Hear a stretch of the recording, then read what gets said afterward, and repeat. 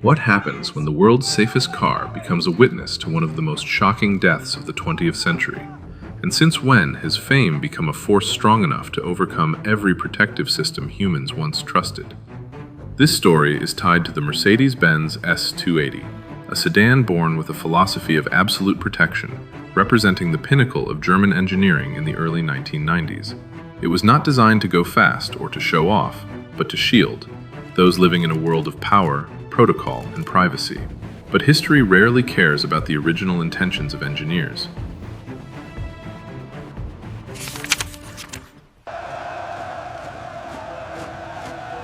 The 1990s marked a period when the world entered a new order. The Cold War ended, political barriers collapsed, and mass media exploded as never before. Cameras became smaller and faster, information spread instantly, and people began to be watched not by the state, but by a global crowd. Fame in this era was no longer glory, it was a state with no escape. Against that backdrop, Mercedes-Benz introduced the S-Class W140 generation as a mobile fortress. Massive body, rigid structure, fixed sound insulation. Everything aimed at one promise. Those inside would be separated from the chaotic world outside. The W140 quickly became the choice of heads of state, business leaders, and figures needing protection from unwanted eyes. It was a symbol of control in a world losing control. And then, that car entered a story that had nothing to do with engineering. In 1997, the name Princess Diana had transcended all royal boundaries. She was not just a figure of Britain, she was a global image of compassion, vulnerability, and a person living between two worlds. Royal protocol and a personal life that was never allowed to be quiet. Every step Diana took was recorded. Every private moment became media property. In that world, safety was no longer simply a matter of seatbelts or steel frames. It was a matter of space to exist as an ordinary human being. And the paradox was this: the very vehicles created to protect privacy, enclosed, soundproofed, safe cars, became targets of relentless pursuit. Today, the international community is reacting to the news that broke just hours ago. The Mercedes-Benz S-280 W140 appeared in that context as a rational choice, not for speed, but for solidity, not to escape, but to be protected. The car did exactly what it was born to do: carry people away from the spotlight, from the crowd, from eyes that never rested. The Mercedes-Benz S-280 made no mistakes.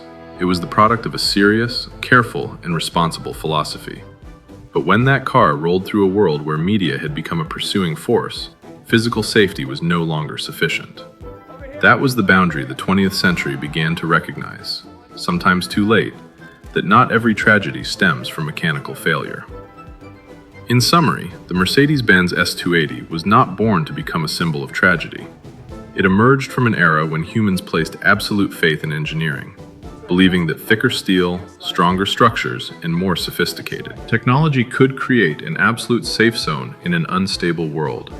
But that same era was when fame exceeded all ethical limits, when media and collective pursuit became an uncontrollable force. In that paradox, this S-Class stood at a historical boundary, a machine that did everything it was created to do, yet entered a world where safety was no longer solely a matter of engineering. Before history moved into the darkest moment of the story, a moment that would force the entire world to question ethics, privacy, and the true cost of living under lights that never dim. Behind the thick glass and solid steel frame of that S-Class, an era was reflecting on its own limits. Watch where you're going. I am just trying to pass. Move it! To understand why the Mercedes-Benz S-280 became a symbol of absolute protection, we must start at the Sindelfingen factory, where Mercedes-Benz staked its reputation on the boldest project since the end of the Cold War. In the early 1990s, when the world believed cars needed to be lighter, cheaper, and more efficient, Mercedes-Benz chose the opposite path: heavier, stronger, and uncompromising. In the assembly shops, the W140 was not treated like an ordinary consumer product. The body was welded and reinforced at an unprecedented density. Crash absorption zones were calculated to turn impacts into controlled deformation sequences. Thick sound insulation made the doors produce a deep, heavy thud when closed, a quiet declaration of safety. Here, the philosophy was clear. The car must endure in place of the people. The S-280 version embodied that spirit in the most discreet way. Not the largest engine, not the most ostentatious configuration, the S-280 was created for balance between comfort, reliability, and control. The inline-six engine ran smoothly, without tempting the driver to push the car beyond limits. The W140 did not encourage speed, it encouraged calm. This was a car designed to reduce stress, not add to it. Inside the cabin, every detail served a sense of isolation. Large seats, upright driving position, controlled visibility, dashboard prioritizing clarity over flair. The W140 did not try to entertain the driver, it made them feel secure. In a world moving fast and noisily, that was a promise of special value. From the factory, the W140 entered the market with a distinct position. It did not target the masses. It sought those needing protection, heads of state, diplomats, major business figures, and individuals living under unwanted scrutiny. The W140 quickly appeared in government motorcades, in front of luxury hotels, and in settings where privacy was a rare asset. Notable was how the car was used. The W140 was not a vehicle for displaying personality. It was a vehicle for minimizing risk. Those in the back did not need to know what the car was doing. They needed to trust it was doing the right thing. That trust, built from engineering, testing, and production discipline, was what Mercedes-Benz sold, more than metal and leather upholstery. But here, a paradox gradually formed. As the W140 spread in the world of power and fame, it became part of a security ecosystem where vehicles, bodyguards, media, and the public collided. The car created to separate people from the outside world had to operate in an environment where pursuit no longer followed physical rules.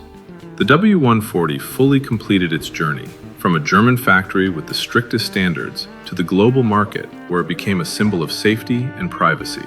Everything Mercedes-Benz could control, they controlled. And just as the car finished the engineering part, the story moved to its final chapter, where factors beyond engineering decided fate, and where a personal tragedy forced the world to reconsider the cost of fame. The Paris night of 1997 did not begin as a tragedy. It began like many other evenings in the lives of famous people. Bright lights, luxury hotel, back exits, and the familiar feeling that every movement was observed. In that world, privacy did not vanish suddenly. It was eroded bit by bit until no space remained to hide.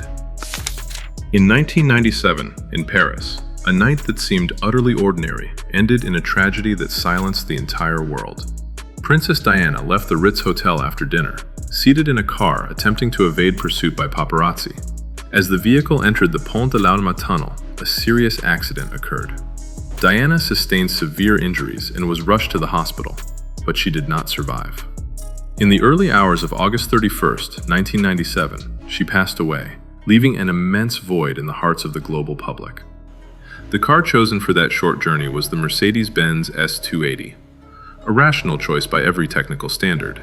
Not a sports car, not one that drew attention, but a mobile fortress, heavy, solid, and born to protect those inside from physical risk. In the logic of engineers, this was the right vehicle. In the logic of a world obsessed with images, it was just another moving target. The tragedy of this story does not lie in the moment of impact. It lies in the chain of choices before it, choices shaped by the invisible pressure of fame. When cameras became tools for livelihood, when every photo was worth more than silence, every decision was pushed faster than necessary. No one in that moment sought risk. They sought escape from pursuit, and that pursuit distorted every safety boundary. What must be emphasized, and history has clarified, is that the car had no technical fault. The W140 performed as designed. The frame absorbed force. The structure protected the passenger compartment. Passive safety principles were executed, but engineering, no matter how advanced, can only respond to physics, not to collective human behavior caught in a media storm. Here, the tragedy took a different form. It was not the tragedy of mechanical failure. It was the tragedy of misplaced faith. Faith that sufficient safety alone could shield people from the consequences of global fame. The W140 was created to protect the body, but it was not created to protect private life, not to slow down a society accustomed to crossing ethical lines for images. In subsequent investigations, factors were clearly identified: speed, human conditions, external pressure. There was no evidence that mechanical failure was the cause. That makes this story heavier in another way. No part to replace, no technical error to fix. What needed examination lay not in the factory, but in how society operates around famous people. The connection between the car and Princess Diana was thus more symbolic than coincidental. One side was a machine representing absolute faith in engineering and order. The other was a person representing the fragility of personal life in the 24/7 media era. When those two worlds met, tragedy did not come from opposition, but from the gap between what engineering can do and what society demands. The legacy of this story does not lie in condemning a car or deifying a technology. It lies in changed awareness. After 1997, the world began to ask more serious questions about media boundaries, privacy rights, and collective responsibility in pursuing images. Fame was no longer seen as pure privilege. It was seen as a burden with real consequences.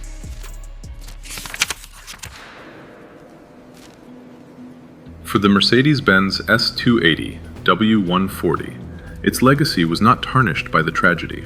On the contrary, it became a silent witness to the limits of engineering in a contradictory era. The car did its part correctly, but the story reminds us that no machine, no matter how safe, can protect people from social pressures created by humans themselves. The 20th century had entered a phase where the greatest risk no longer came from machines, but from how we watch and pursue each other. And in that moment, that massive S-Class stood still in history as a milestone, where engineering reached the ceiling of its ability and humans were forced to confront responsibility beyond metal and engine.